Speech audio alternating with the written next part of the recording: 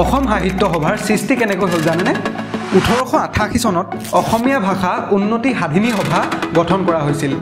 এই অসমীয়া ভাষা উন্নতি সাধিনী সভাখনকে পাছলে অসম সাহিত্য সভা হ'লগৈ অসম সাহিত্য সভাৰ প্ৰথমখন অধিৱেশন হৈছিল 1917 চনৰ 26 ডিসেম্বৰ এই সভাখন হৈছিল শিৱসাগৰৰ জেৰেঙা পথাৰত অসম সাহিত্য সভাৰ প্ৰথমখন অধিৱেশনত সভাপতিত্ব কৰিছিল পদ্মনাথ গোহাঁই বৰুৱাই চিৰ চেনেহী মোৰ ভাষা জননী এই গীতটো অসমীয়া সাহিত্য সভাৰ থিম সং সভাৰ সন্মিলনখন আৰম্ভ হয় এই গীতটিৰে আৰু শেষ হয় অসমৰ জাতীয় সংগীত ও মোৰ আপোনাৰ দেশ গীতটিৰে চিৰ চেনেহী মোৰ ভাষা জননী এই গীতটো লিখিছে মিত্ৰদেৱ মহন্তই আৰু অসম সাহিত্য সভাৰ লোগোটো ডিজাইন কৰিছে যুগল দাসে অসম সাহিত্য সভাৰ মুখ্য কাৰ্যালয়টো যোৰহাটত আছে আৰু অসম সাহিত্য সভাই যোনখন মেগাজিন পাব্লিছ কৰে সেই মেগাজিনখনৰ নাম হ'ল